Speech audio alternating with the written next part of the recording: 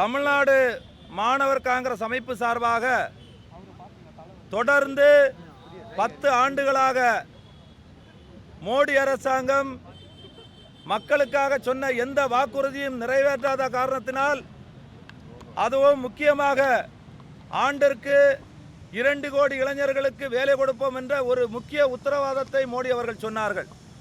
10 ஆண்டு காலம் நிறைவேறி ஆகிட்டு இன்றைக்கு தேர்தல் ஆணையம் தன்னுடைய தேர்தல் அறிவிப்பை வெளியிட இருக்கிறது.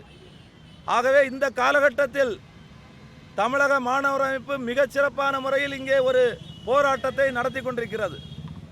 மத்தியில் இருக்கின்ற உள்துறை அமைச்சர் அமித்ஷா அவர்கள் சொன்னார்கள், இளைஞர்களை பார்த்து, நீங்கள் உங்களுக்கு அரசு வேலை கொடுக்காவிட்டாலும் நீங்கள் சொந்தமாக எண்ணெயிலே ஊற்றி பக்கோடாவை விற்று பிழைத்துக்கொள் என்று சொன்னார்கள்.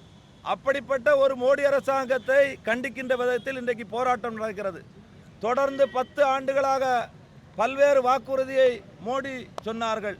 சொன்ன வாக்குறுதி என்னவென்று சொன்னால், இந்தியாவில் இருக்கின்ற ஒவ்வொரு குடிமகனுக்கும் அவர்கள் வெளிநாட்டில் பதுக்கி வைத்திருக்கின்ற, சுவிட்சர்லாந்தில் பதுக்கி வைத்திருக்கின்ற 15 லட்சம் ரூபாயை ஒவ்வொரு குடிமகனுடைய வங்கி கணக்குகளிலும் அதை போடலாம் என்று சொன்னார்கள்.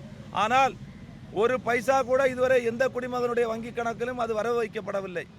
அதேபோல் இளைஞர்களுக்கு வேலை என்று சொன்னார்கள். பெட்ரோல் விலை குறைப்போம் என்று சொன்னார்கள். பெண்கள் பயன்படுத்துகின்ற, தாய்மார்கள் பயன்படுத்துகின்ற சமையல் எரிவாயுனுடைய விலையை குறைப்போம் என்று சொன்னார்கள். விவசாயிகள் இன்றைக்கு வெயிலென்று பாராமலும் குளிரென்று பாராமலும் பல்வேறு மாநிலங்களிலிருந்து டெல்லியினுடைய எல்லையிலே போராடி கொண்டிருக்கின்றார்கள். குறைந்தபட்ச ஆதார விலைக்காக போராடுகின்றார்கள். குறைந்தபட்ச ஆதார விலை என்று சொன்னால் இன்றைக்கு MS சுவாமிநாதன் அவருடைய கமிட்டி பரிந்துரைத்தின் பேரில் உத்தரவாதத்தை சட்டபூர்வமாக்க வேண்டும் என்று சொல்லியிருக்கிறார்கள். இப்படி பல்வேறு நிலைகளில் நாடே கொந்தளிக்கின்ற விதத்தில் மக்கள் பல்வேறு போராட்டங்களை முன்னெடுத்திருக்கின்றார்கள். அதுவும் கூட 2 நாட்களுக்கு முன்பாக குடியுரிமை திருத்தச் சட்டத்தை 5 ஆண்டுகளாக துருப்பிடித்திருந்த அந்த குடியுரிமை திருத்தச் சட்டத்தை கொண்டு வந்திருக்கிறார்கள். ஆகவே மக்களை பாசிச முறையில் வெறுக்கின்ற விதத்தில் மதத்தை வைத்தும் இனத்தை வைத்தும் மொழியை வைத்தும் வெறுக்கின்ற அந்த அரசியலை உருவாக்குகின்ற மோடி அரசு நிச்சயமாக இந்த தேர்தலில் மக்கள் அதற்கான பாடத்தை புகட்டுவார்கள். இவருடைய கபட நாடகம் எந்த விதத்திலும் ஈடுபடாது என்பதை மாணவர் காங்கிரஸ் அமைப்பு சார்பாக நான் இங்கே சொல்லிக் கொள்கிறேன். இல்லை, தொடர்ந்து மாணவர் அமைப்பு என்பது மத்தியில் இருக்கின்ற மோடி அரசினுடைய மக்கள் விரோத கொள்கைகளை கண்டித்து தொடர்ந்து போராட்டத்தை நடத்தி கொண்டிருக்கிறது. அதில் எந்த விதமான சந்தேகம் இல்லை. இப்போ மோடி தமிழகத்துக்கு தொடர்ந்து வந்துட்டு இருக்காரு. ஏன்னா அவருக்கு ஃப்ளைட்டுக்கு பைசா கொடுக்க வேண்டிய அவசியம் கிடையாது.